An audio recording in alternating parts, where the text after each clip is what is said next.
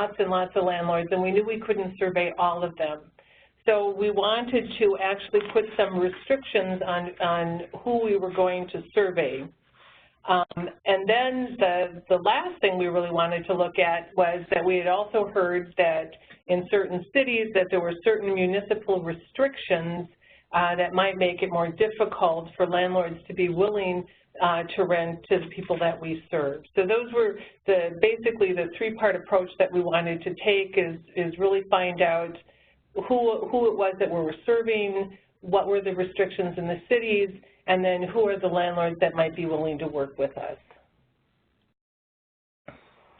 So the first thing we did is we wanted to conduct a housing survey with case managers, and we were looking to identify complexes that would be willing to lease to the targeted population. And so we were really looking at, again, the targeted population is clients who have housing barriers.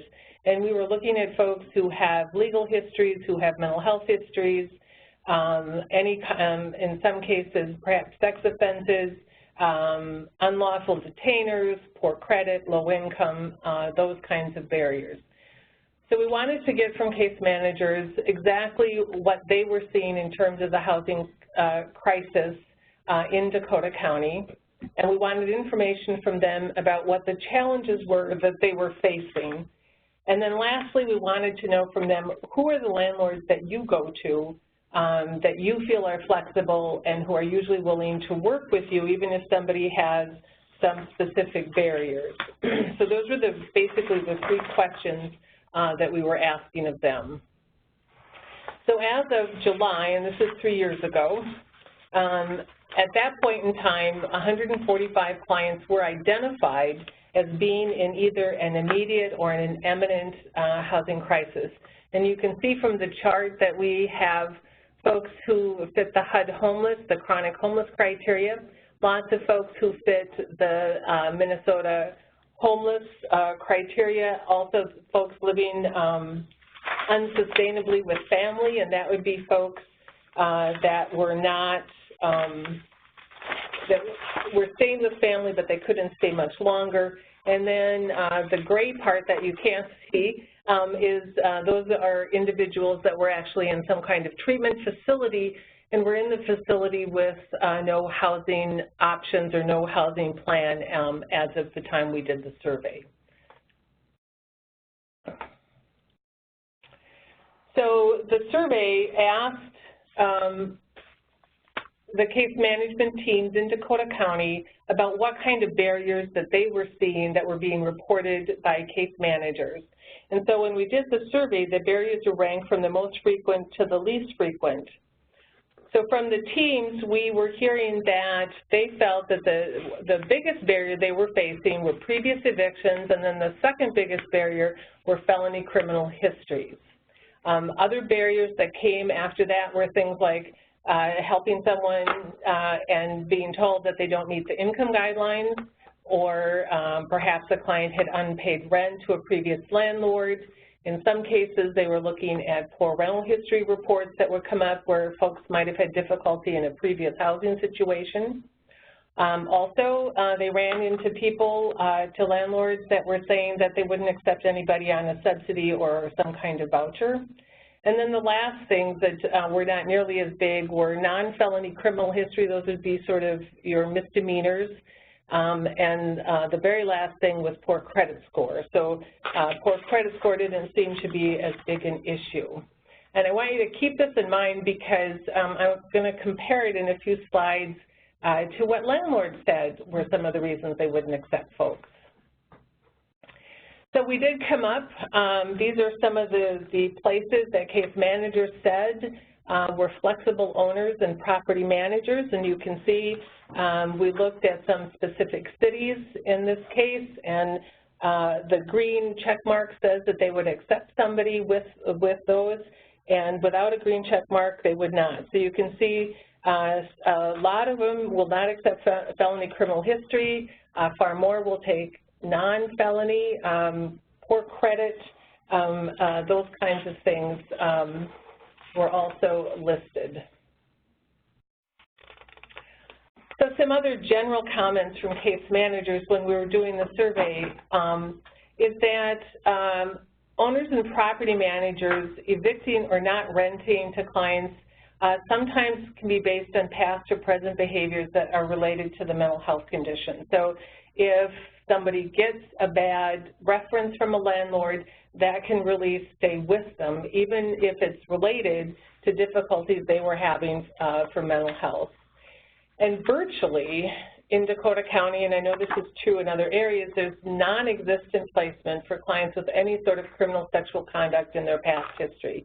And we were finding, and we're not just talking level 3 sex offenders here, but even folks that have level 1 or level 2, any kind of sexual assault history that would come up on a background check would virtually mean that a landlord would not accept them. And the last comment that case managers made is that they were concerned that the current flexible owners and property managers were becoming weary of being so flexible. And so part of what this leads to is case managers and other folks who work in housing kind of protecting their list of landlords because they don't want to burn them out. And so sometimes it's been difficult to get information about who those flexible landlords are because people are really afraid of identifying them, and then lots of other people are going to use them, and then they'll stop being so flexible. So those are really big concerns. So the second part of the survey is the staff that was doing this decided that we were going to target cities to identify if their requirements were being placed on leasing of housing or apartments. And for this survey, we didn't survey all of Dakota County, but we actually looked at some very specific cities, primarily in the southern part of the county, though we did look at Hastings. So the cities that we looked at were Apple Valley and Burnsville, Eagan, Hastings, Inver Heights, Rosemont, South St. Paul, and West St. Paul. As this was identified as where a lot of clients were being housed.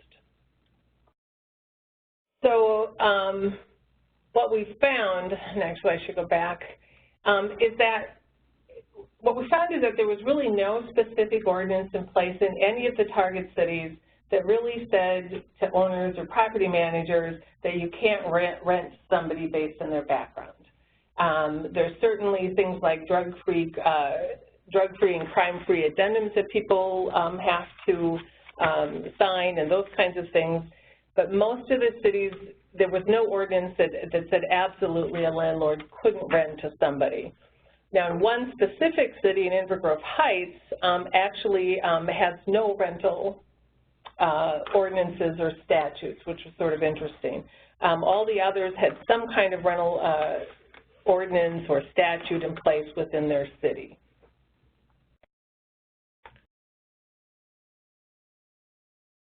So you can see this chart is that really landlords were minimally influenced by municipal policy. What we found is that about 80% were not really influenced by whatever requirement or restriction was in their particular city.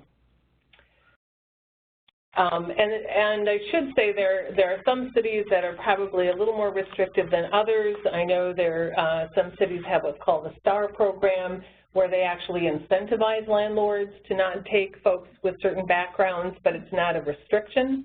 I think West St. Paul has an organization called ROMA, Responsible Owners and Property Managers, and they actually meet and review police calls and those kinds of things. But again, it doesn't mean a landlord can't rent to somebody. They can, they may have to talk about it at a ROMA meeting, but they still can actually rent to somebody. So once we had that in place, we then developed an inventory to send out to landlords. And again, we targeted those specific cities that I mentioned. And so we wanted to develop an inventory of landlords who would be willing to rent to clients who have one or more housing barriers. We also very specifically limited which landlords we were going to survey. We knew, for instance, that in big complexes or complexes that were managed by out-of-state companies or had 100 buildings, those kinds of things, that they tend to be the least flexible. And for most of those big complexes, we already knew what their standards were, and that they oftentimes simply wouldn't be willing to talk about being flexible. So in doing the survey for property managers and owners, we really wanted to look at buildings that were 25 units and under, as we felt that they would be the ones that would be the most flexible and most apt to actually talk further with us. So we actually went to each of the cities, some of the cities actually have email lists for all their landlords, and so we decided to develop a survey, and we sent out surveys to about 1,700 contacts from their registration list. We were not able to get that list, obviously, from Inver Grove Heights, since they don't keep it. And we also, in order to get responses back, we also offered an incentive. So if you do a similar sort of survey, it can be very helpful to have an incentive. So we actually offered a Home Depot gift card of $250 that would be drawn out of everyone who responded as an incentive. And so, and we did make sure at the end that everybody knew who actually won that gift card. So we got about almost an 11% response rate. About 186 landlords did respond back from those 6 cities. So this is a breakdown of who they were, and we are differentiating between owners and managers. So about 14% of managers responded, and about 86% of property owners responded.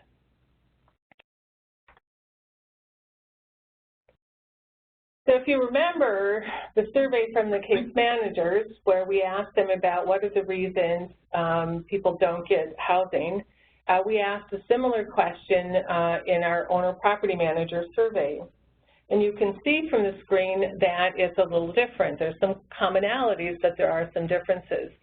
Number 1 reason for denying a rental application is felony criminal history. And that was number 2 for case managers.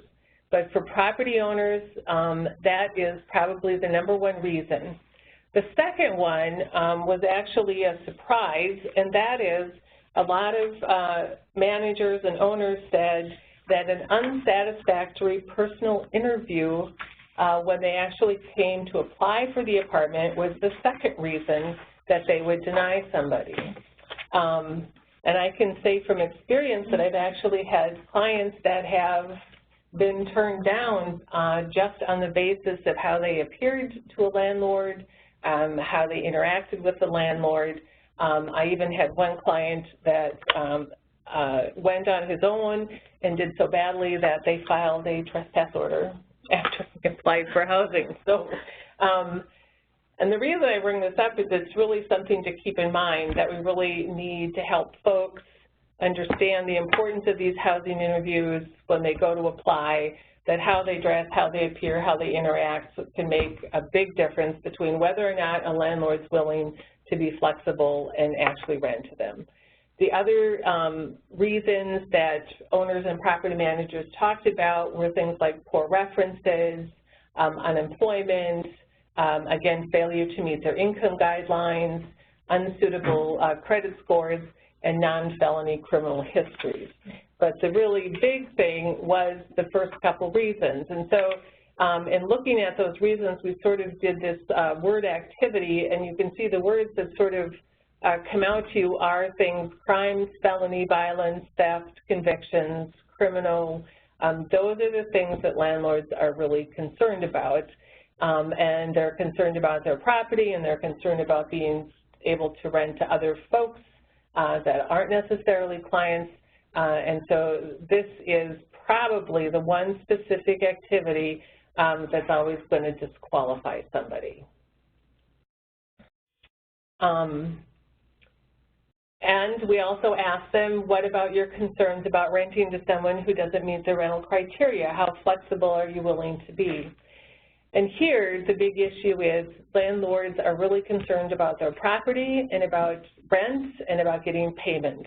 What was really driven home for us in this is that this is really, we have to remember that these owners and property managers, this is their business, and they're very concerned about not going out of business and about damage and not getting paid their rent. And so those are really big concerns for them. And a lot of landlords are willing to be flexible as long as we can provide some guarantee or some assistance around the whole issue of property damage and paying rent on time.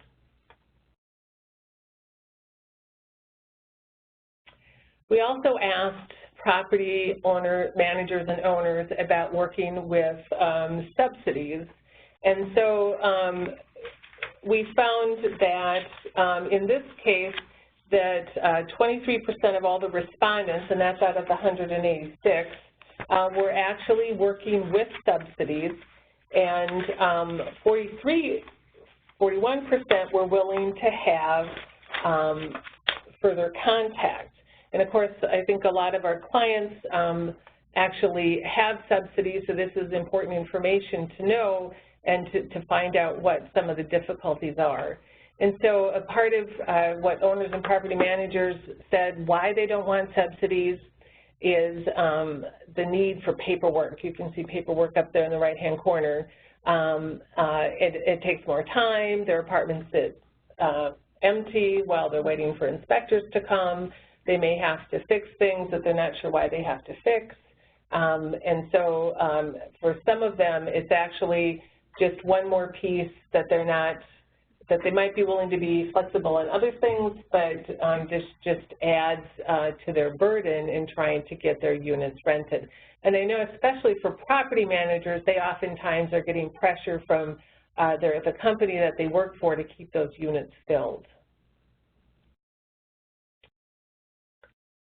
So we also asked the landlords what kind of tools or intervention techniques would help in you choosing to actually rent to one of our, the people that we serve.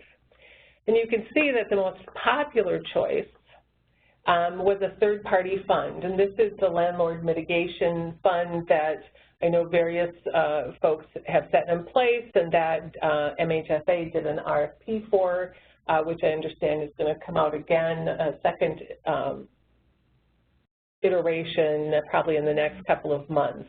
But that's something that landlords really kind of like, because it basically would guarantee that if there was damages up to a certain amount, that this third-party fund would cover that over and above what a security deposit would pay.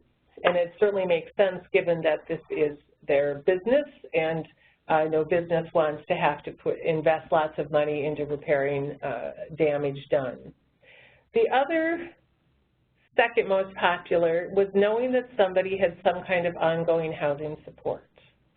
Lots of landlords said that they would be more willing to work with somebody if they knew there was a case manager or an ACT team or some kind of support that was coming in to help that person, and that they might be willing to take a risk if they knew that person had some kind of support, even in spite of things in their record. The third thing was supported personal interview, and that is when someone comes to apply, if a case manager or a housing worker comes with them and actually helps support them through that personal interview, landlords, so that would really work.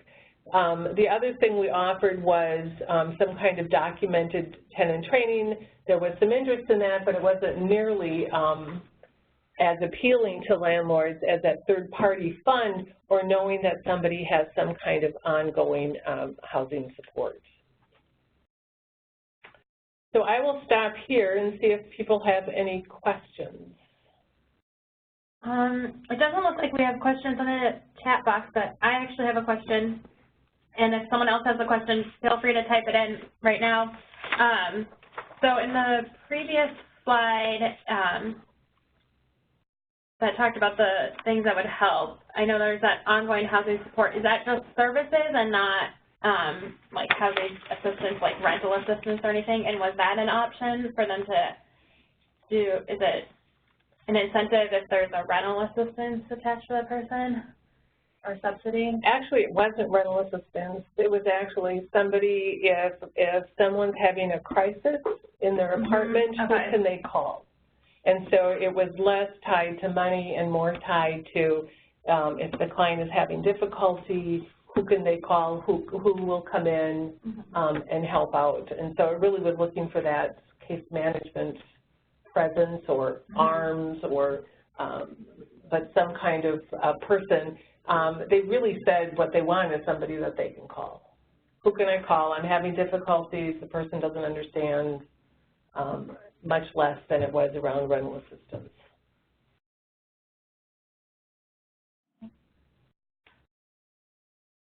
No other questions? Does not look like it. Okay.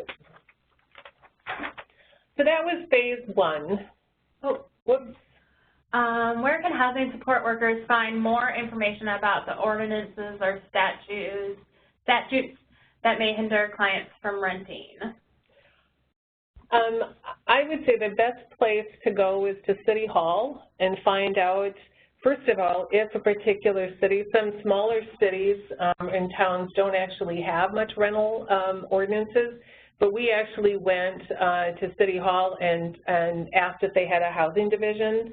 And so a lot of times they do. So like West St. Paul actually has staff, for instance, that we chatted with. But that's where I would go, is go to City Hall and find out, number one, are there any rental ordinances? So for instance, in Inver Grove Heights, we found out there weren't any. A lot of cities do require a rental registration, and you know, I think in St. Paul and Minneapolis that can be quite involving inspections and that kind of thing, all the way to cities like Inver Grove Heights that have nothing. So, but that's where I would, and that's where we went, was to the various city government offices and simply asked if they had housing ordinances, if they had housing registration requirements, and who it was that we could talk to. And I think you'll probably get what you need from that. We have another question about group residential housing and how that's accessible in the community for people in individualized housing.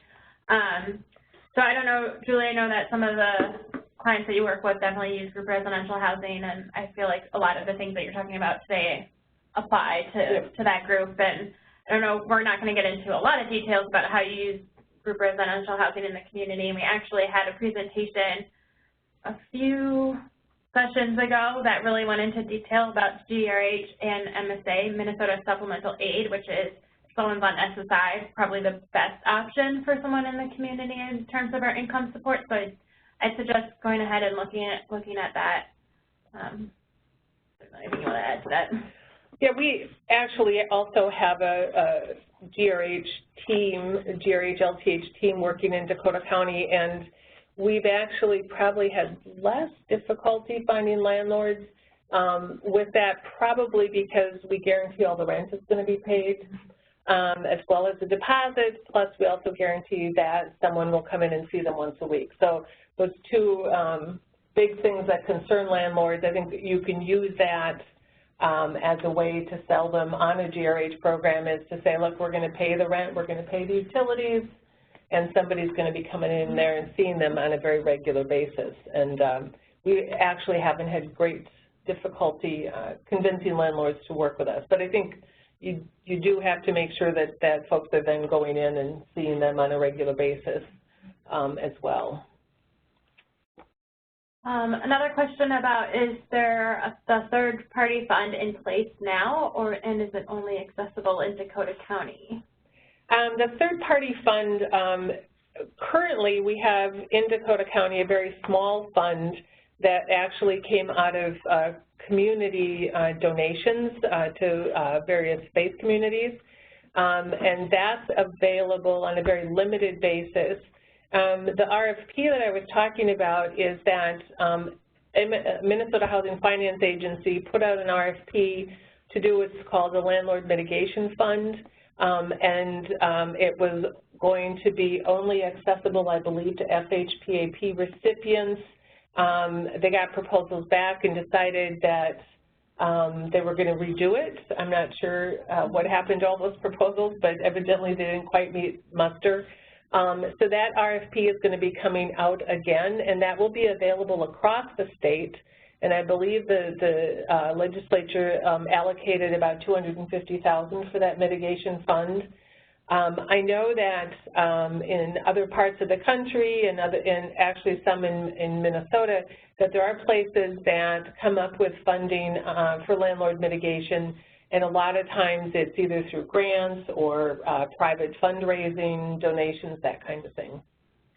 Yeah, in the Moorhead area in Clay County, they have a fund that they've had for a while now, and we actually had them present at one of the Housing Best Practices Forum previously too. So again, feel free to check that out.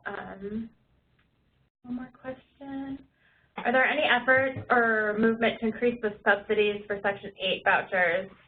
One landlord said he has no incentive to begin accepting Section 8 in his units because he can make more with market rent versus the vouchers. I know that this has been a complaint for years, and that they want, I mean, the subsidy amounts are determined by HUD, and they have this whole fancy formula to determine that, which I can't even begin to understand, let alone explain to people. But I know that people have complained about it in the past, and they've looked at redoing it. Not sure where that would be right now, but that definitely is in more of the federal government and HUD's hands. And it does depend on what kind of vouchers. Section 8 vouchers, I think Allie's right, it's really in HUD's hands. Local housing authorities have some ability to play with that with a thing called reasonable rent. And so HUD does offer that, but you have to go through some work to make sure that it's reasonable compared to other rents that are offered around the apartment that you're looking to rent. I know MHFA subsidies really do not have that, and anything over has to be paid by the tenant. So I think it really depends on a local housing authority's flexibility on their budget, on what they're willing to do. So, but it is an issue is that as market rates rise, if vouchers don't keep up, then people are going to have a harder and harder time, or they have to live in areas that they perhaps don't want to live in, where rents are a little bit lower. So it is a predicament. I'm not sure of a better answer than that. So.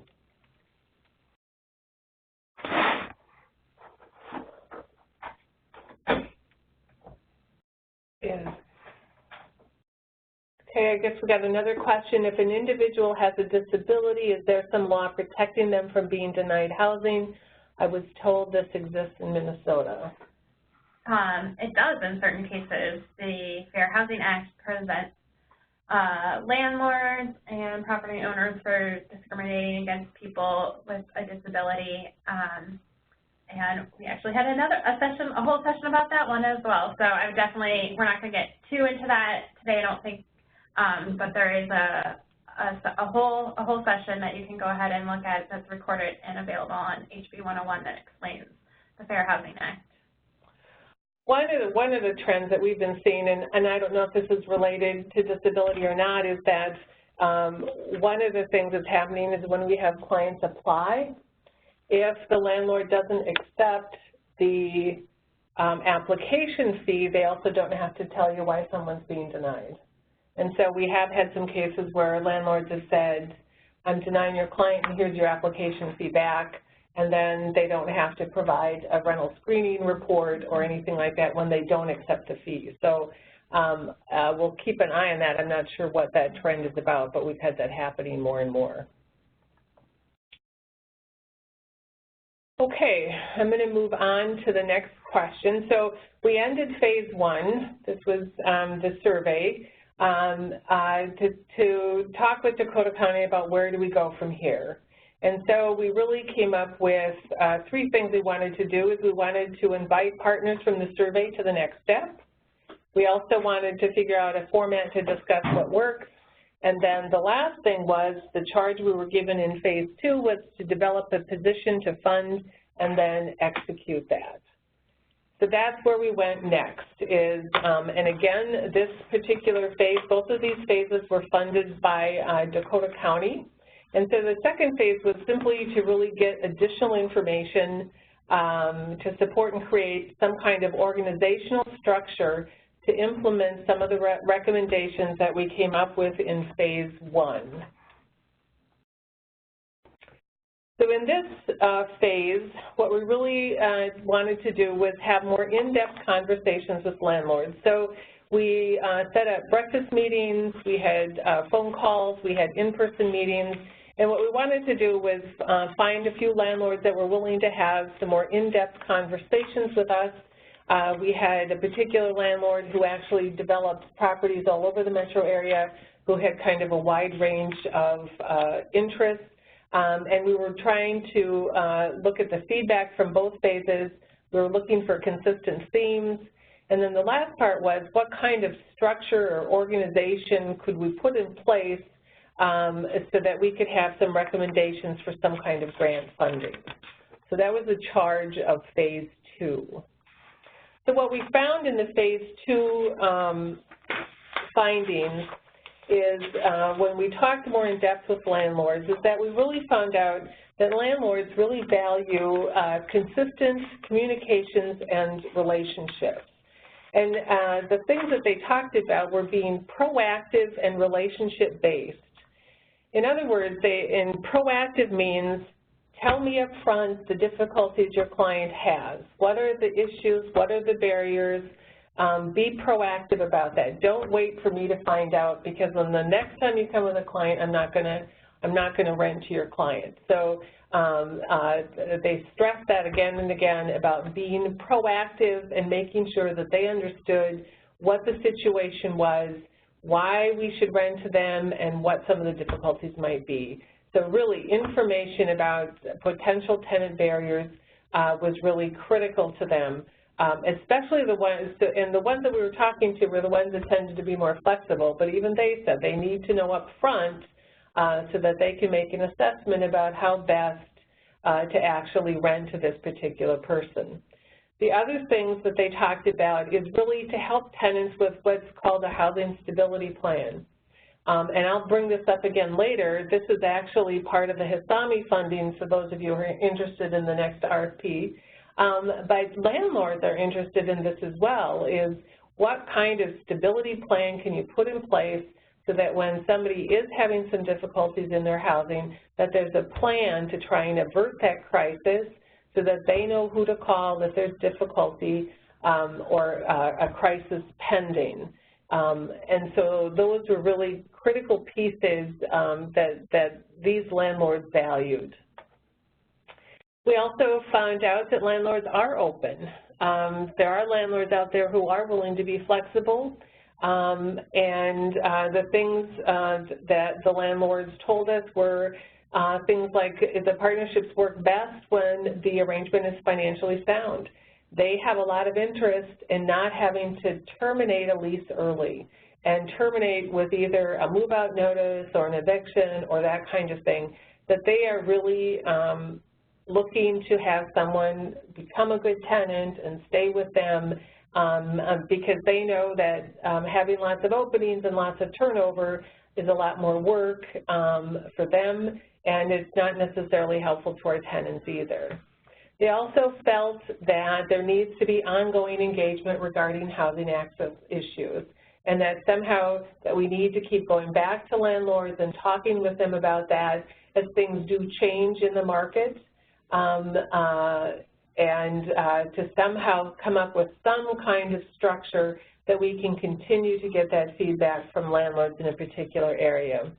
And then the last thing that we also found is that there really needed to be, and again this was a couple years ago, the development of best practices and housing support tools that we can use and that we can talk to landlords about. So what we came up with after we took all this information into account is we sat down and proposed this following structure of the Housing Access Resource Team. And so what we envisioned is that we would have referrals from a variety of sources, coordinated entry, housing authorities, CAP agencies, case management, that those referrals would come to a housing resource team. And on that team, we felt there needed to be two different positions. One is what we call the Housing Partnership Manager. This was someone who would actually be developing those relationships, ongoing relationships with managers and owners, and that this person would be doing engagement strategies, hitting ROMA meetings or Kiwanis meetings, any kind of place where you might meet landlords. And also then part of it was to try and come up with some kind of structure for new tools that could support this work. The tenant navigator was seen as the person that would help develop a housing access plan. A housing access plan was the housing search plan, if you will, and then also to provide services to that person once they found housing and got into housing. And what we really saw this tenant navigator was really short-term, was not intended to be ongoing, and that part of that job also then would be to meet with the person, do those housing needs assessments, do that assisted housing search, and then make referrals. So the folks that we actually were referred oftentimes didn't have a case manager or didn't have armed services, and so we felt strongly that we needed to have that in place and that be part of our service. We also, at the time, thought we would get into tenancy certification and doing interview preparation. We never did do the tenancy certification, though we did lots of prepping for interviews. So this was the organization that we then brought back to Dakota County and proposed for ongoing structure. So without money, it wasn't going to go too far, but we actually took this proposal, Dakota County took this proposal and mentioned it to Blue Cross Blue Shield of Minnesota, who said, sure, we'll fund it for a year. And then we also, Dakota County also went to Otto Bremer Trust and also got some additional funding. And so this was intended to be strictly a one-year project to see how this would work. So part of the Blue Cross Blue Shield grant also included money for Dakota County to evaluate the actual project.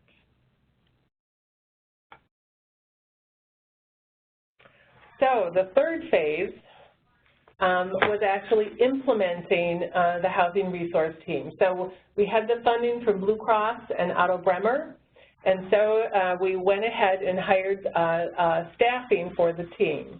The first was, as I mentioned, the Housing Partnership Manager, whose job really was to develop and maintain those relationships and really to increase the housing access for clients. We were hoping that we could come up with some kind of landlord list and have these apartments available to other folks that could use them. I'll talk a little bit later. It didn't quite work out the way we had planned. Housing Partnership Manager was also, part of their job was to develop and maintain relationships with social service providers, community providers, county staff. So this person, Mary, actually did a lot of work, not just with social service providers, but actually did a lot of work also with police and with city halls kinds of folks, city housing folks, and then also kept in really close contact with the housing staff at Dakota County. And the other part of the job was really to increase visibility and awareness of housing issues and barriers in Dakota County and to develop and maintain reporting. The tenant navigators, and at this point between Blue Cross and Otto Bremer, we were able to hire 1.5 FTE of tenant navigators. And the tenant navigators were the ones that actually worked directly with clients on housing search and other related activities. They did a lot of coordination with partners and providers and other case managers. And they also developed the housing access and stability plans and provided, as I mentioned, as short-term intensive services. We really saw this as being less than 6 months of actually getting folks housed and situated. So part of the implementation then was to meet with Dakota County and to come up with what our goals and purposes were going to be and also develop an evaluation. So part of the goals were, one, to meet the goals as outlined in the job descriptions. The second goal was to develop and maintain new landlord relationships for households with high barriers. We also wanted to see if we could reduce the length of time from housing referral to lease up. Also wanted to track how much connection we did to other needed services, whether it was medical or mental health or employment. And then look at connecting prospective tenants to landlords. And then the last thing was, we knew this was a one-year grant, that we had to come up with some way of having some kind of sustainable funding plan for this team. So what happened is that we also changed, as I mentioned before, the organizational chart. We had actually envisioned referrals coming from a variety of sources.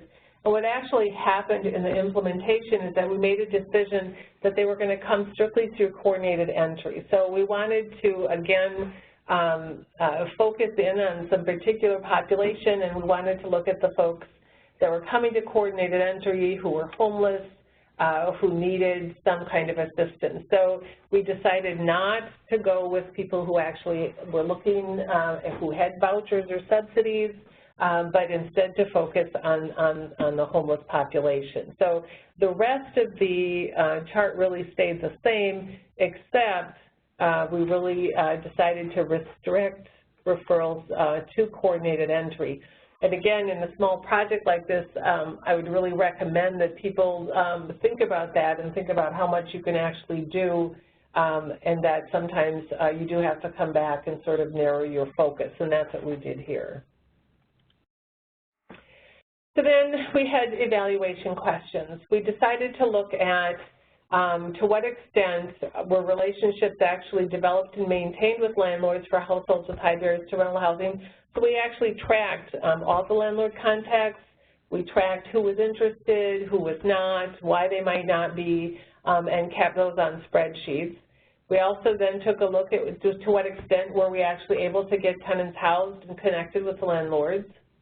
We also looked at the length of time from the time we got the referral to the time that they actually were leased up, and was it actually reduced or not. And then the last two questions had to do with, were tenants connected to needed services? And so we actually started tracking referrals and visits with tenants. And then the last thing we looked at is, were people insured or not? And that really had to do with the overall health and well-being of tenants. And we also did self-sufficiency matrices on all the referrals that we got at intake and also at exit. So this is the landlord relationships that we were developed. So you can see that from January to June, that in the very beginning of the project, and this actually makes some sense, is that our housing partnership manager spent an awful lot of time just looking for landlords. So she took the list that we started with from the earlier phases and started contacting people. And out of those close to 138 folks that she worked with, and I will say that the majority of these new landlords, the January to June, are really found in February and March. And then much of the time she spent after that was just re-engaging and keeping in touch with them. So out of those folks, she found about 30 or so that what we called engaged landlords. And engaged landlords are really folks that said, yes, we'd be willing to rent to somebody if we have openings. And so those are the landlords that were really engaging with us and were willing to be flexible. And you can see in July to December, it got to be a little less, as much of the time was spent trying to keep those landlords that we actually had first talked with continued to be engaged. But you can see from July to December that we were able to engage more landlords, didn't do as much cold calling. A lot of the January to June was simply cold calling, leaving lots and lots of messages, going to lots of activities, lots of landlord types of meetings, as I mentioned, Kiwanis and Lions Club, any place that Mary could think of to go to actually meet landlords, she did. The other thing, before I go on to client demographics, the other thing that we found with landlords is that we had hoped, really hoped, to develop some kind of a system, whereas if we had a landlord and they had an apartment available, if we didn't have somebody that could use it, that we could actually have, say, the supported housing unit at Dakota County be able to use that apartment. That didn't work out, and it didn't work out partially, I think, because of the market, and that is that we didn't have time to actually get those openings over to anybody else. So if we talked to a landlord who's willing to engage with us, and if they had an opening, we either had to have somebody right then and there, or they would have rented it in the next 2 days. So we, that part of it didn't actually work out, and I'm not sure how we would make that work out, just because, you know, the things that I've already mentioned is, you know, landlords already can charge higher, market rate rents are higher, and so landlords just aren't going to wait around for us to come back with some kind of a referral. So we also tracked client demographics, and so these next few slides actually have to do with some of those. As you can see, over the year, we served primarily singles, so we did serve a number of families, and we actually served some very large families.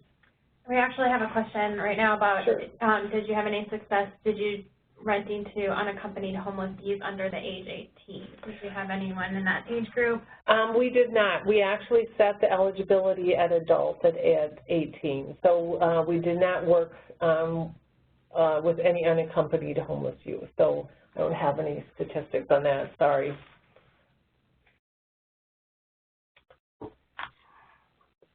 So since all the folks came through coordinated entry, we also asked to make sure that we knew what the average VI-SPDAT scores were of all the folks that were being referred. I'm going to assume everybody knows what that stands for, but I'll let you know. It's the vulnerability index. Oh, now I'm going to forget.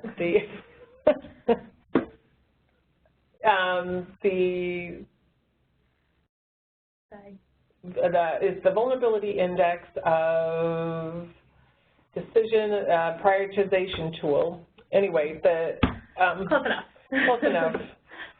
Normally I know this better. But we wanted to take a look at the VI-SPDAT scores. And if you remember, a score of 0 to 3 on the VI-SPDAT indicates a low level of service, and for most folks then that they really aren't going to get any service because they really should be able to do things on their own. A score of 4 to 8, or for families, or 4 to 7 is what's called the rapid rehousing score, and for families, a score of 9 or over, or for singles, a score of 8 or over would indicate a need for permanent supportive housing services. So that would mean, thank you, service prioritization decision assistance tool. Thank you for that. I'm totally blanked on that. So we looked at the VI-SPDAT scores, trying to figure out to see if there was some kind of a trend. And for both singles and families, the average score was right around 8. And so that would mean families really were scoring in that higher end of the rapid rehousing.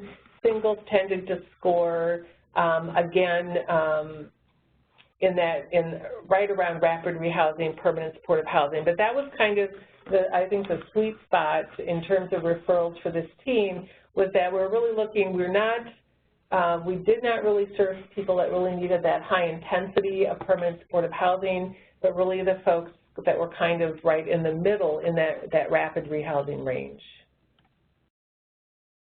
So over the year, we actually were able to have 21 lease-ups, and actually we should say 22, but one person leased up twice. so we're going to only count it as 21. We had somebody who actually rented, and then we discovered that she actually didn't qualify, and so we actually had to find her a different place. So the average VI-SPDAT score for the people who actually leased up was 8.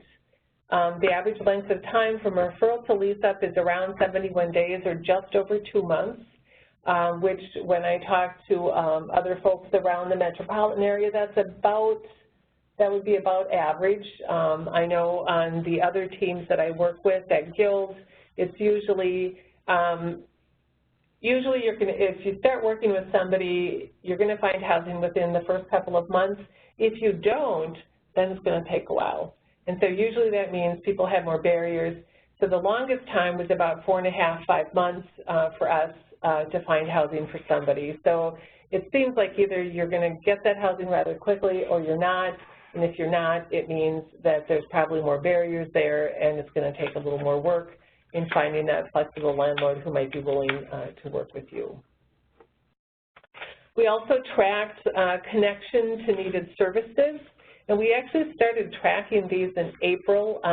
When we started the service, we didn't actually have a good way to track this, and so we actually developed a referral activity. We have an electronic health record called Credible that we actually changed so that we could track this. So we actually can look from April to December, and so every time a referral was made to any kind of a service, the staff were asked to simply do an activity and then do follow-up activities related to that. So the kinds of referral activities that they did were things like referrals to vocational rehabilitation if someone was looking for employment. We actually referred people to public housing, and a lot of the folks we worked with did not have subsidies. Some did, but a majority did not. And so we were looking for those kind of public housing options. We also worked with some folks on UD expungement, open arms, lots of things around financial services, child care subsidies, emergency assistance, getting people on health care, help people get targeted case management, driver's license assistance, other kinds of financial services. One of the findings that we found here is that landlords are not very willing to take anybody if you don't have a picture ID.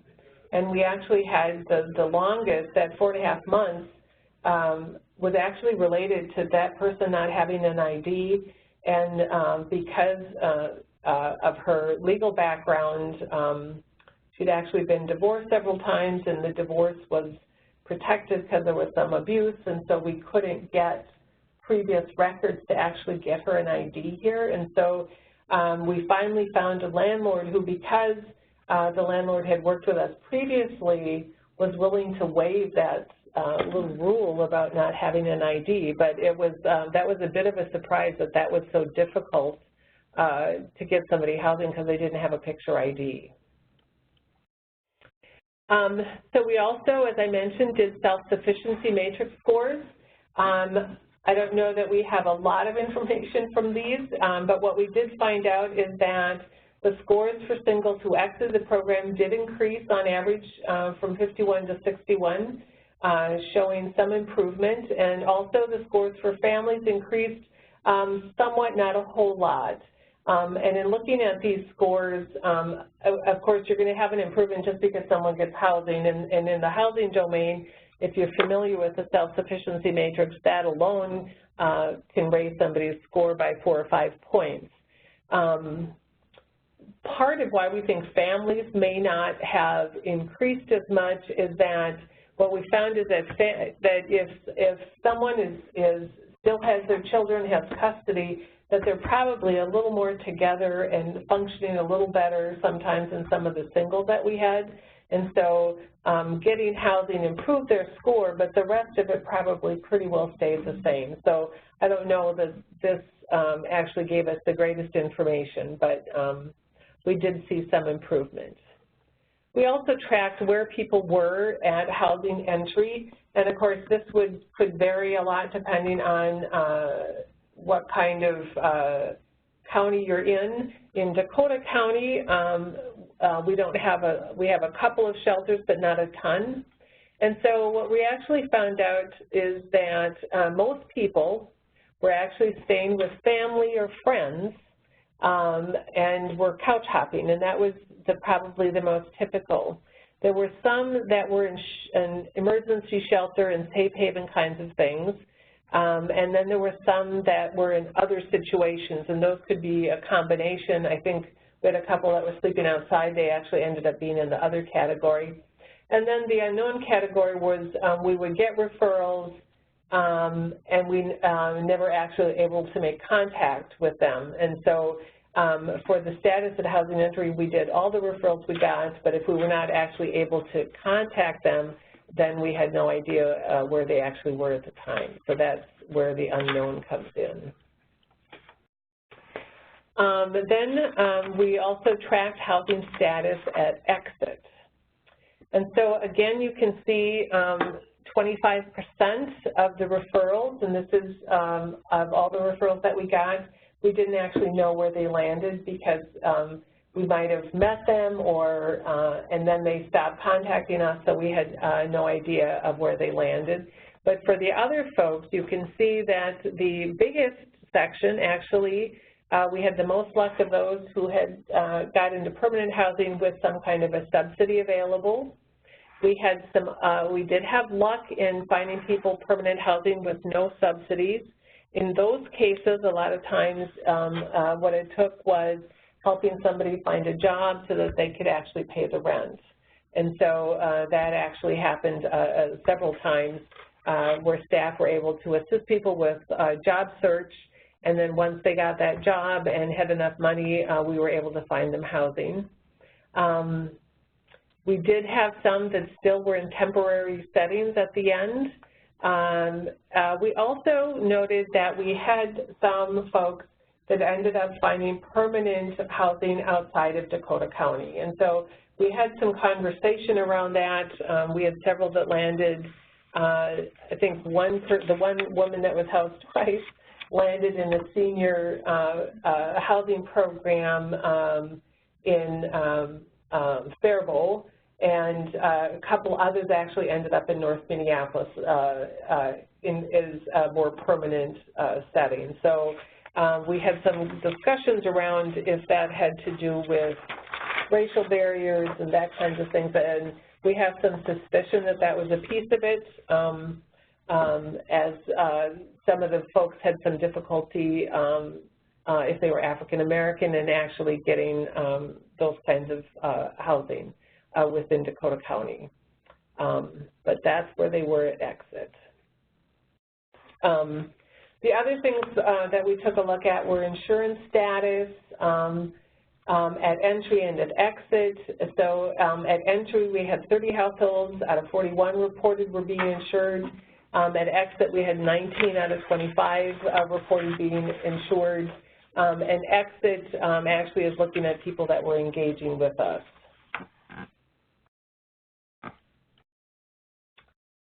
We also decided to do a tenant satisfaction survey, and these surveys were given to those exiting. We kept it pretty simple, just had 5 or 6 questions because we were really hoping we would get more back. We got about a 20% response rate, which I understand isn't too bad when it comes to these kinds of things. And actually what we found is overall people had high ratings of services, and we actually had a couple returned from folks that we actually weren't able to find housing. Even if they didn't find housing, people really felt that these services were helpful to them.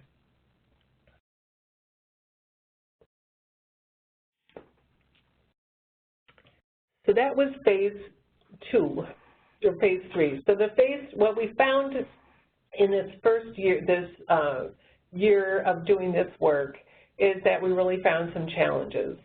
One of the challenges was that the housing market in the metropolitan area continues to tighten. So even over the year that we were working, there were some big complexes that reverted, and actually lots of Section 8 folks were losing their housing. So kind of that rehabbing of housing and then charging higher rents is ongoing. but we also found some systemic issues that create barriers to housing, and some of that had to do with things beyond our control, as some of the folks were talking about, feeling that they face some racial issues, and there was not always a lot that we could do with that, though we certainly talked with folks and tried to help them find other places to go. The other systemic issue is that there's still a lot of stigma out there around mental health and about clients with mental health, and what the public perception of is that. The interesting thing is a lot of our referrals actually were African American, about half, and the other half were Caucasian. We had no Latino referrals or Native American referrals, and when we look at Dakota County, that's actually not quite what the demographic population is of the county. I believe Dakota County is currently about 20% minority and 80% Caucasian. And so this whole racial issue has been something that is being looked at in Dakota County and being talked about, and what does this mean for services and what can we do. And I think another systemic issue is really this whole issue around lack of financial assets. Lots of the folks came to us with no financial assets. They didn't have Social Security. Sometimes they didn't have general assistance. And so, of course, to have some kind of stable financial base is critical to finding housing. So we were able to have some success in helping people get employment or start an application for Social Security, those kinds of things. Expungement is another issue that came up quite a bit. Because things stay on people's records forever. Some referrals had unlawful detainers that made it difficult. Others had criminal histories that made it very difficult. And of course, I already mentioned the picture ID issue that we struggled with. The other thing that we found at the end of the project was that we actually had successfully housed some folks and closed them, and then found out later that they actually then started having difficulty. So part of what came out of the project is that we probably need to look at not time-limiting services, and that in some cases it might be better to be able to stay with someone longer than 6 months, and so really felt there was a need for longer ongoing services. The other thing that we did, and this is our fault, is that we failed to take into account any kind of client assistance funds as part of our budgeting. And that would be things like application fees, helping with rental deposits if emergency assistance doesn't pay, paying for things like bridging for furniture, those kinds of things. And so we were kind of had some difficulties with that because we literally had no client assistance funds, and so that at times made things difficult. The other challenge that we had was just with referral systems in general, and for any of you who are working through coordinated entry issues, when we first started the project, coordinated entry had been going, and so actually sent us referrals that were actually quite old, which made it difficult. So a lot of the ones we weren't able to find were referrals that were older, but as we worked through the year, we actually were able to work through those issues. But that's also something to think about clearly is if you want to do this kind of a project, what kind of referral system are you going to use, you know, how old should those referrals be, that kind of thing. And then, of course, the third challenge was what kind of sustainable funding could we find for these services to go on? Because we knew that Blue Cross Blue Shield had made it abundantly clear that they were going to do 1 year of funding and that was it and we would be done. So we actually tried to look at different sorts of funding, tried to look at different sorts of grants and foundations, and what we really found out is that a lot of foundations are willing to do startup, but there's not a lot of interest in doing any kind of ongoing operating funds. So luckily for us, at about the time that we were really looking HASAMI,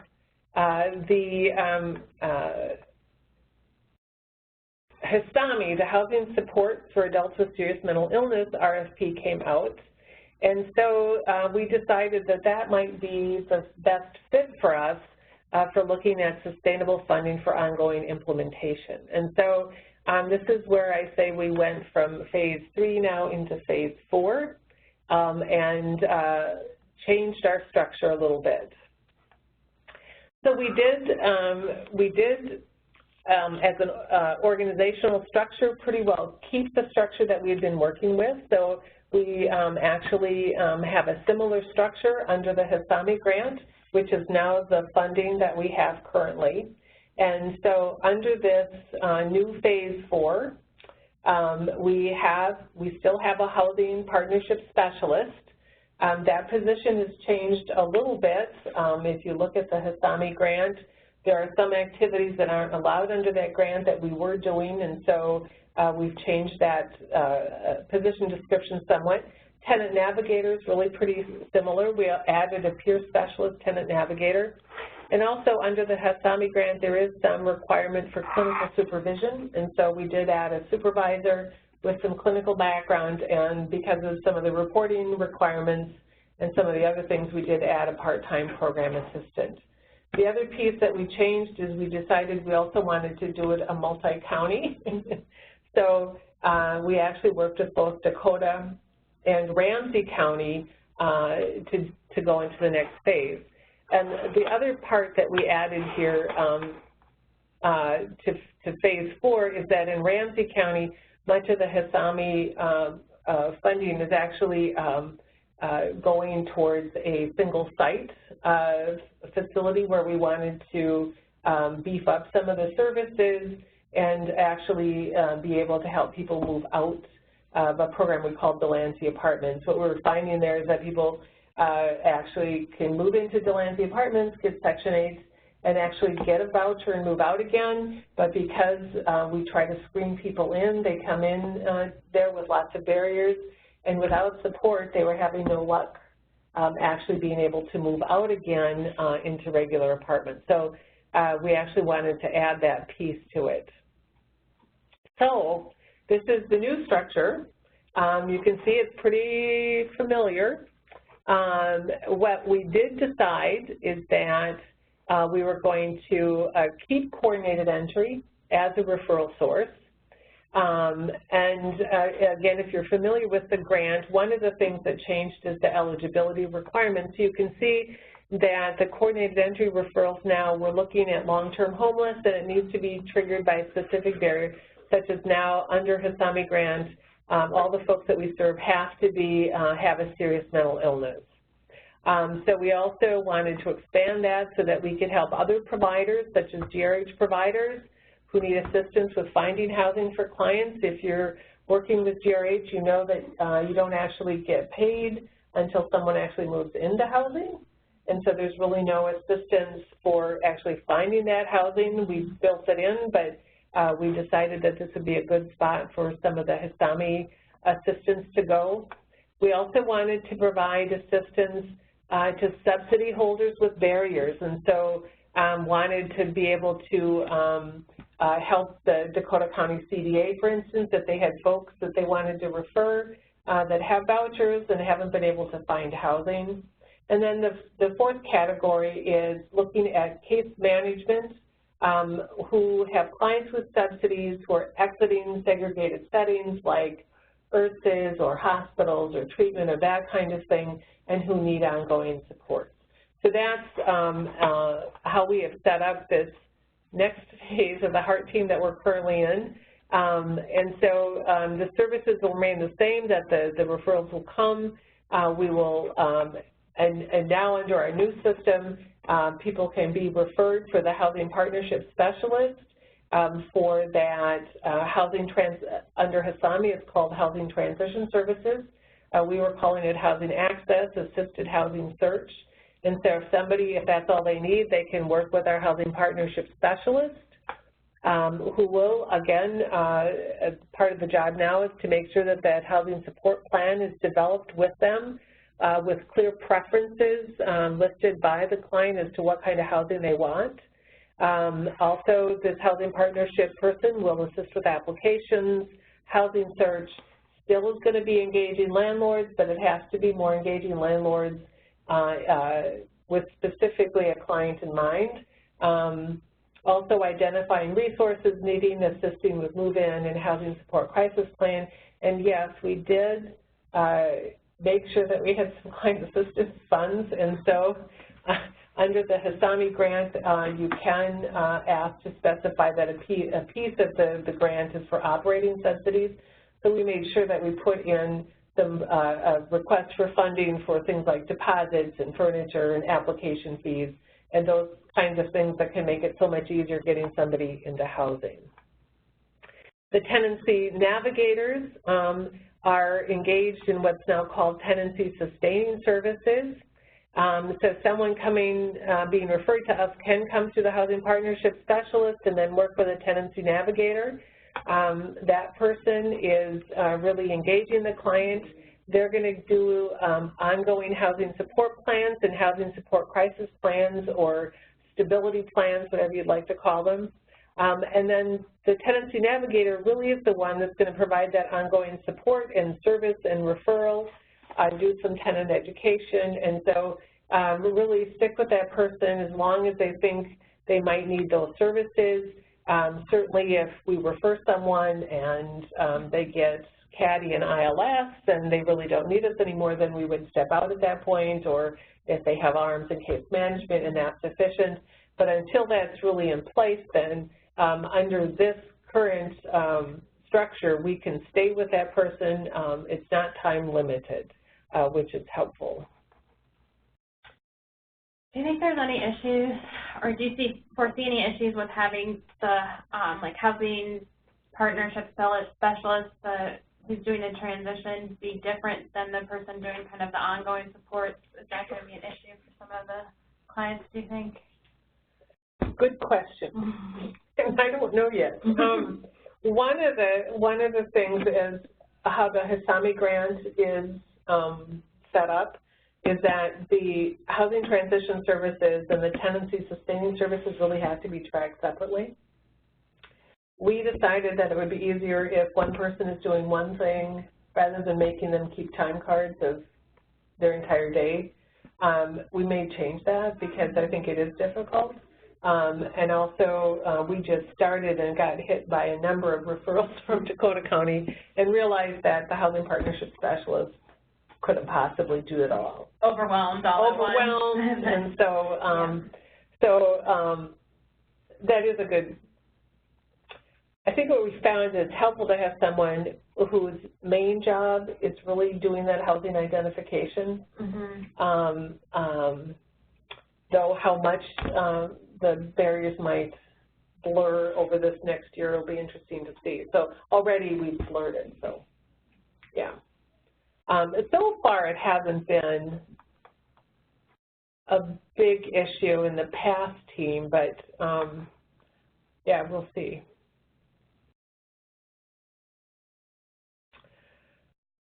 So again, this is part of what I've already talked about is doing the tenancy sustaining services to both the scattered and the single site projects. We did do that operating subsidy for client assistance, so if you're thinking about doing that, make sure you look at that part of the grant. And then we also have been putting in place the permanent supportive housing evidence-based practice fidelities as part of the grant is an audit and coming to look at how well we're really looking at those evidence-based practices with permanent supportive housing. And so we've actually done several trainings with our staff on permanent supportive housing, making sure people understand client preferences and choice and as much as possible in the housing search. As I mentioned, referrals are coming from coordinated entry, other homeless service providers, shelters, mental health case managers, and of course the big thing that changed is, again, it has to be adults, so 18 or over, so we're not really looking at doing anything under the age of 18. Can be both singles or families, but an adult in the household does have to have a serious mental illness, and so that's a piece that we're, so far we haven't had any difficulties. We do have some resources set up at Guild Incorporated, so if we have someone who comes that isn't tied up with a mental health service currently, that we can actually help them get some kind of a diagnostic assessment done so that we can determine if they meet that the serious mental illness qualification. Again, under the HASAMI grant, that target population is long-term homeless under Minnesota's definition. Also is people at imminent risk of homelessness, and the third is residing in an institution or other segregated setting who'll be homeless upon discharge. So we really can work with all of those, and so one of the things that we haven't actually gotten started yet is folks that are at imminent risk of homelessness. So what we're considering is that if somebody, if you know that your client is going to lose your housing, that you could do a referral to a tenant navigator to come and assist and see if we couldn't stabilize the housing. At this point in time, because we got 25 referrals right away from Dakota County, we're busy looking for housing, and we'll get to that next part next. But that will be also, hopefully, that we'll be able to set up a referral system so that case managers can refer folks who just need some help stabilizing. Other priorities that we're looking at is that this will also serve, we have a small Bridges RTC grant, and so this will also be serving folks under that. And also wanting to keep a look on emphasizing those underserved populations in Dakota County and in Ramsey County. So we have a question about what is the duration of the HASAMI grant? The current grant that we're on is 18 months. Though normally they're 2 years, and so this next RFP that's just out is actually for 2 years, going from July to July. So normally they're 2 years, and then you can rebid every 2 years. Right? Mm-hmm. Yep. Sounds right. Yep. Okay. You want to see if there's any other questions right now? We do have a question about, is it open to Dakota County residents only? Good question. Currently, the HART team is open in both Dakota and Ramsey. And actually how it is, I would have to say, it's not necessarily open to just Dakota County residents. I think it has to be open. In the past, Dakota has said that people have some connection to Dakota. So if somebody wants to live in Dakota County and has these particular issues, I think we would certainly take a look at that. So there really is not a residency requirement per se. We have what's called a cooperative agreement with both Ramsey and Dakota on serving individuals, but I don't think it would be restricted to someone who's currently living in Dakota County, but they probably need some connection, like they want to live there or their family's there and they want to relocate, that kind of thing. And is the Ramsey County piece of it just for Delancey Street? Right now it's focusing on Delancey Apartments, so we're going to try and shift some of that, so just a piece of that is there. So yeah, we don't have a referral system set up quite as good in Ramsey as we do in Dakota, since they got the leg up with the 25 referrals. So yeah. Are there any other questions? We just had, someone had a question about if the materials will be available, and they will be up on HB 101 probably, definitely by the end of the week, hopefully by Wednesday. What is the name of the grant currently funding this project?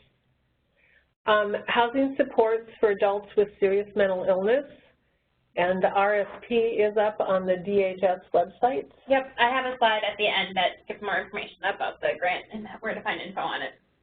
Cool. anything else? Okay, well, why don't I finish up here and briefly go through a couple of case studies. One of the case studies actually is someone who actually was willing to write us, tell about his story as part of our reporting. The person, we'll just call him Joe, was someone who was referred to us by coordinated entry, and he actually agreed to tell us, let us share his story about how he became homeless and how he ended up needing housing. He actually talks about saying that his story really starts around age 16 when he lived on the farm. And he said that what happened is that he actually started using around that age, and it started with having just a couple of beers with his grandpa while they were working on cars. And he talked a lot about how it was his favorite thing to do after a hard day of baling hay or doing that kind of thing, was to just relax with a couple of cold beers with his family and his grandfather. He talked about how his grandfather raised him as his parents had their own issues, and his mom had legal issues and addiction issues and that kind of thing. So he talked about how he felt really lucky to grow up on a farm and learned a lot and had a good work ethic. He really loved working with animals, his hands, driving heavy equipment. And he talked about growing up that he was never really in trouble, just traffic violations. But then in 2009, he was pulled over for his first DUI. He drove to a stop sign and blew a .12 blood alcohol level and was sentenced to 80 days of home monitoring with some fines. Well, then in 2011, he got a second DUI. Again, he was driving 89 miles per hour in a 35 mile per hour zone and actually had a .16 blood alcohol. This time he got community service, more time in jail. 2013, he got a third DUI. This time he got 60 days in jail, a CD evaluation, and very large fines. And then, and he went to his first CD treatment. Then he got his fourth DUI and was now sentenced to 180 days with more large fines, and talked about how he's now a felon due to his poor choices, as receiving 4 DUIs in less than 10 years is a felony. So now he has a felony. He's actually a fairly young guy. So when we met him, he was actually in a treatment and looking at a sober house, and he talked a lot about he ended up living in a homeless shelter and went from the homeless shelter to a sober house, but really wanted his own apartment, really wanted to pay his own way. He really didn't have real evident mental health issues, but certainly had lots of addiction issues. So at the time we started working with him, he started going to outpatient treatment, started going to Alano, and really was just hoping that somebody would allow him a second chance to rent, and he really wanted to have a place to call home. So the staff worked with him, and it really was a story of persistence and follow-up. So the tenant navigator in this particular case did a whole lot of work in helping him do resume writing, did some vocational counseling, did budgeting, did some mediation with landlords, both current and previous, because I think he owed some money in the past. They helped him get to the bank. They looked at all kinds of various options. They actually helped him learn how to navigate the internet and complete applications for housing and county assistance, and really encouraged him to continue his sobriety, and he actually got into some therapy. So at the time we exited with him, he actually was able to find an apartment in Hastings, got a permanent full-time job, had community support, got connected to a church, and actually had his own one-bedroom apartment that he can call home. He's actually the person that then some months later started having some more difficulties and was somebody that it would have been really helpful to be able to work with a little longer, that we actually probably he could have benefited from some ongoing support, even more intermittent, but to kind of help pick him up when things were going very well. So that's the first case study. This question fits in perfect. Do you, when working with clients who have a felony background like this gentleman did, what are some specific strategies that you found useful in helping get them connected to housing?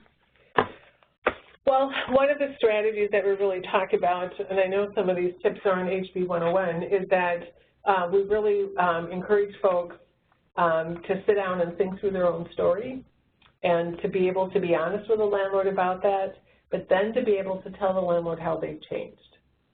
So I think in Joe's case, he really was able to say, this is what you'll find in my record, this is what happened, this is how I've changed, this is the treatment I've gone through, and to be able to say to a landlord, this is how I've changed, I now have a job, I'm sober, that kind of thing. And I think that was actually beneficial.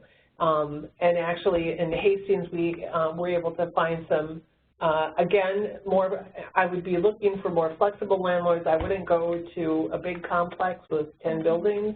I'd be looking for a smaller building where you might be able to actually talk with the owner or property manager and where they might be willing to have some flexibility. But I think he presented himself quite well in the interviews, and so was able to, the tenant navigator actually worked through that story with him. So I think those are really critical, looking for that right landlord and then helping the person figure out what his story is, and to be able to say, this is how I've changed, this is what I'm doing now, is a big deal. So was he, you mentioned that he kind of struggled after you exited the program. Was he receiving waiver services or eligible for waiver or other services?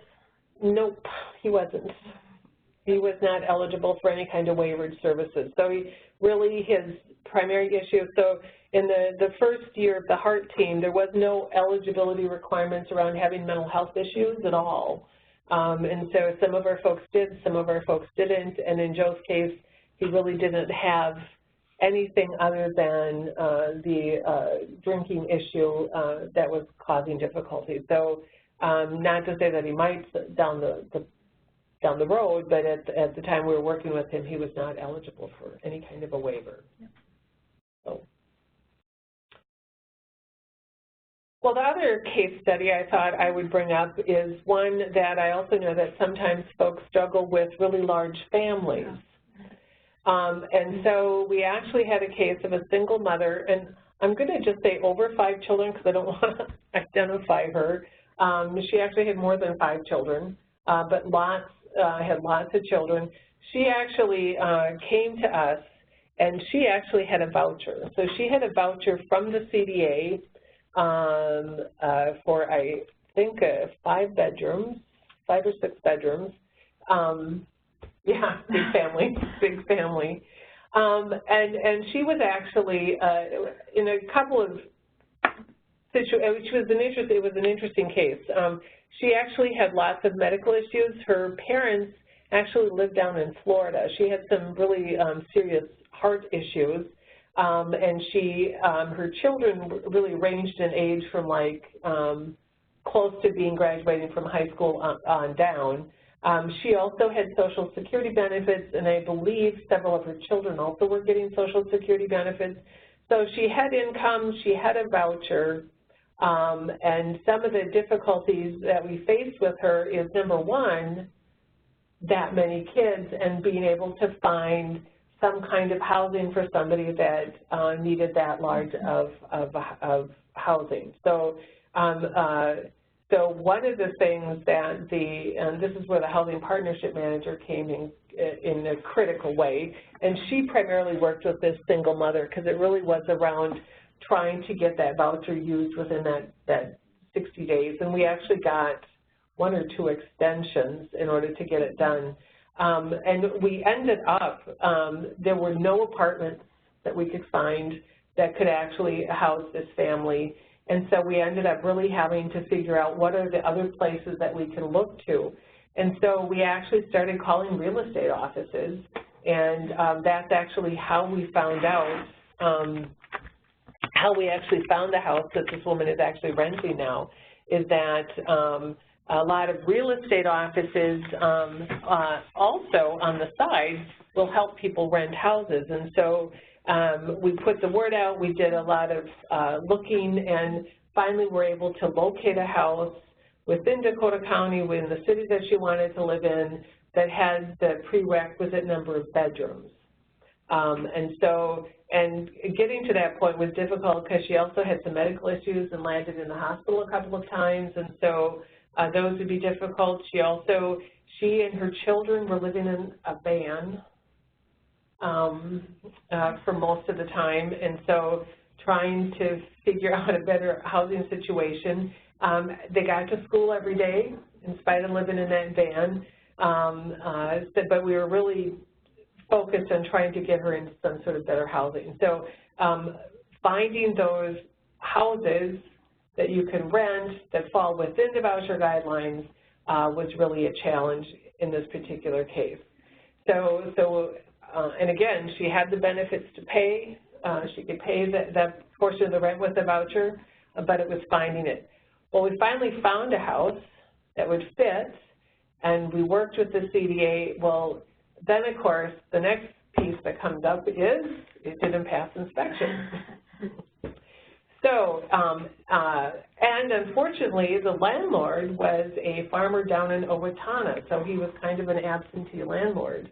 So he was certainly willing to rent to her and her kids, but it was trying to figure out how we were going to actually get the house to pass inspection. So the tenant, the housing partnership manager, actually went in and did some repairs and figured out how to get some repairs done, and we actually, it was a three-bathroom house where one of the toilets didn't work, so we had to, in order for it to pass inspection, it actually had to be locked so nobody could use it, because 2 bathrooms was sufficient. So there was all kinds of hoops that we had to jump through to actually get her to the point, and I think we had days left on the voucher when it finally passed and we were able to actually get her in. So I have to say that was probably one of the most difficult housing situations we had to deal with, was finding something for somebody with that many kids. So that's my case studies. Excellent. Any other questions for Julie before we wrap up? Feel free to type them in.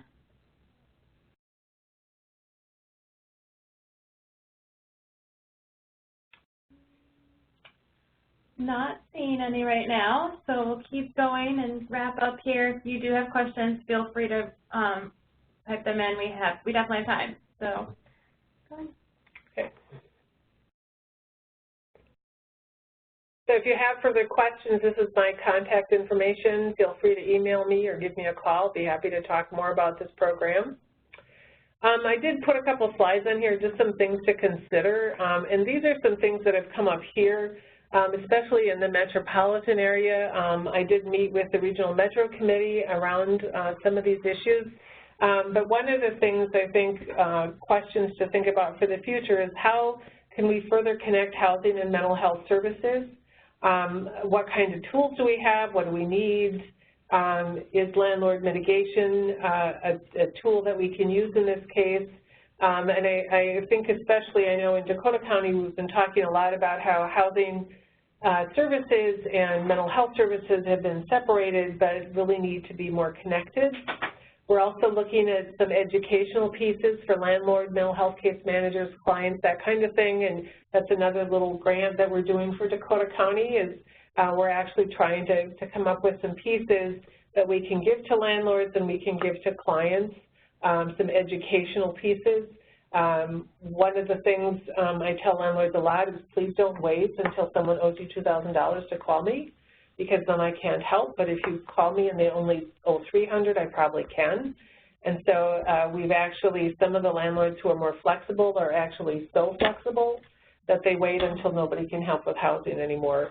and also with clients is to say don't wait until you owe so much money that you don't tell us, that kind of thing. And then some other things we're trying to look at, the whole issue with coordinated entry. Is there ways that people can enter from both doors, both from the housing side or the mental health side?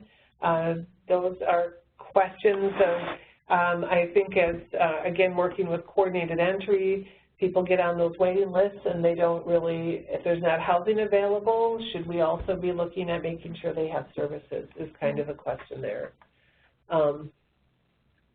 Do you mind backing up and just putting your contact information up there again? Yep, there it is. Thank you. And there was also a question about do the housing partner manager and the tenant navigator for your project, do they do the VI-SPDAT, or is that only done at coordinated entry? Only done at coordinated entry. Okay. And that seems to kind of be the preference across the board, is that they really want their own assessors to be doing them and not the providers of service. So the other question I had that I've been thinking about is how can we have greater collaboration across multiple counties? How can we make this work regionally? Can there be, at least here in the metro areas, could we look at some metro-wide cooperative agreements on housing? And I know that in certain regions of the state that probably it would need to be some multiple county projects. You know, could we have, is there a way to have some assistance with writing and needed information for applications and that kind of thing? So those are just my ponderings for the future. So. Well, thank you so much, Julie, for coming today. Julie presented to our area at the Housing and Supports Division at DHS here a couple of years ago when they were just wrapping up phase 1 of their project and we're kind of starting the implementation phase. And so it's, we were all super excited about it then, and so it's great to kind of circle back and hear how it's going and the progress you've made, and it's just really great work, so we really appreciate it. I hope that others learn some helpful information from the presentation. I think particularly looking back at kind of what they learned and really talking to landlords and spending time with some of the property managers about what their concerns are and what they need from us to, you know, collaborate more closely. Hopefully you'll be able to take some of that information back and start thinking about how you could implement this in your area if you don't have something like this already. And speaking of that, we have, oh, this is pretty small. We do have, as we mentioned a couple of times, another RFP coming from our Adult Mental Health Division here at DHS about the Housing with Supports for Adults with Serious Mental Illness grants, and the proposals are due May 12th. And Julie was a great, their project is a really great representation of how you can kind of do some creative stuff with this funding. So I hope people will take a look at that. I do want to also mention again that Minnesota Housing received some funding from the state legislature last year to do a landlord mitigation risk pool funding type thing, and they are going to reissue their RFP, as Julie mentioned. So keep an eye out for that as well. Just some opportunities coming up here in Minnesota to make some of these landlord connections work better. Thank you very much. I don't think I introduced myself at the beginning of the training, but my name is Allison Nemi, and I'm at the Housing and Supports Division at DHS, and I help host these webinars or sessions along with my colleague Heidi Sandberg is here, and Adrian Hannart is also kind of helping us facilitate these. You can reach us. We have a group email that's posted on the slide right now. The presentation and materials will be available on the hb101.org website. Please complete the evaluation. It'll just take not even a minute. If you go through it quickly, it should pop up. Hopefully I set it up right after you're done with this session. And definitely let us know how you feel about the webinar format versus the video conference and which one you would prefer. We can really do either. We want to do what works for people. We are kind of hoping that this webinar format would be a little bit easier for you to access from your desk without having to travel, and get some good information still. And so based on those evaluations, we'll kind of plan for the future if we'll do a webinar or the video conference again. And we'll definitely have something, and we'll let you know. So keep an eye out for any announcements. All right. Thanks, everyone, for participating. We'll stay on the screen here a little bit longer if you have more questions. Otherwise, have a great afternoon.